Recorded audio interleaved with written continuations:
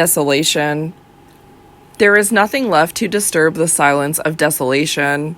The clouds sail above the dark masses of ancient trees and are reflected in the greenish-blue waters of the tarn, which seems to be bottomless, and the surface rests, day in, day out, sunk in a mournful submissiveness. In the middle of the silent tarn stands the castle, rearing its pointed, crumbling roofs and towers towards the clouds. Rank weeds grope across the blackened, shattered walls, and the sunlight breaks on the round, dull windows. Doves fly around the dark, gloomy courtyards, seeking a hiding place in the cracked masonry. They seem to fear something, for they constantly fly, startled and agitated, past the windows. The fountain splashes in the courtyard below, gently, delicately, and the thirsty doves intermittently drink from the bronze basin. Now and then a breath of febrile decay wafts through the dusty corridors of the castle. The bats fly up, terrified. Nothing else disturbs the deep silence. The rooms are black with dust. They are high and bare and cold, full of dead things. Occasionally a tiny beam of light enters the clouded windows, but the darkness swallows it up again. The past has died here. It froze here one day, petrified into a single twisted rose. Now time, impervious, passes over its insubstantiality, and the silence of desolation suffuses all. Nobody can now enter the park. The branches of the trees embrace each other with 1,000 arms. The park is now nothing but a single, monstrous living thing. Eternal night weighs heavily beneath the gigantic baldaquin of foliage, and deep silence, and the air trembles with putrescent miasmas. Yet sometimes the park awakens from its heavy dreams. A memory is born, a memory of cool, starry nights, of dark, secret places where feverish kisses were once seen, and embraces.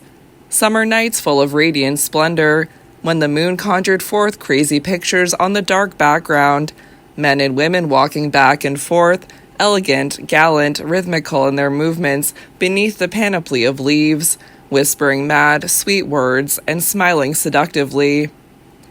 And then the park sank back into its sleep of death again.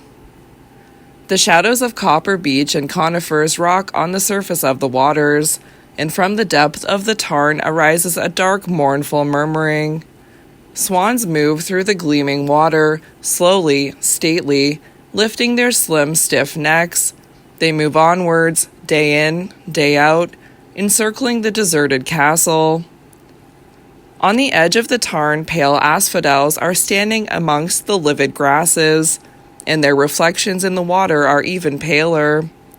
And when they die, others arise from the depths, and they are like the little hands of dead women. Great fish swim around the pale flowers with staring, glassy eyes. Then silently they dive into the depths, and the silence of desolation suffuses all. And the Count is sitting, day in, day out, in his crumbling tower. He gazes after the clouds which sail above the tops of the trees, gleaming and pure. He loves to watch the setting sun glowing in the clouds at evening. He listens to the sounds above him.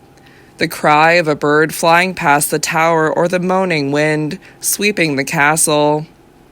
He sees how the park is sleeping, dull and heavy, and he looks at the swans moving through the glittering waters which surround the castle, day in, day out. And the waters are gleaming greenish blue, but the clouds that sail over the castle are reflected in the waters, and their shadows gleam as they do, radiant and pure. The water lilies beckon like the small hands of dead women, and they move, sadly dreaming in the gently moaning wind. The wretched Count gazes at everything that surrounds him, dying, like a lost child overwhelmed by a great destiny and who no longer has the strength to live, a child who fades and passes like the shades of morning. He listens more and more to the still, sad melody of his soul, transience. When it is evening, he lights the old sooty lamp and reads in massive faded volumes of ancient glories, ancient splendors. He reads with a feverish pounding heart until the present, which is not his home, fades and passes. and the shadows of the past arise, gigantic, and he lives the life, splendid, glorious, of his ancestors. At night, when the storm shrieks around the tower and the walls boom in the foundations, when the birds scream in fear outside his window, the Count is seized by a nameless melancholy. Destiny crushes his soul, his tired, tired soul, on which the weight of centuries is lying. And he presses his face against the window and gazes out into the night, and everything seems monstrous to him, dreamlike, ghostly, and terrible. He hears the storm howl through the castle as though it wished to sweep away all that was moribund and scatter it in the wind. Yet when the confused illusion of the night recedes like a shade conjured from the earth, the silence of desolation again suffuses all.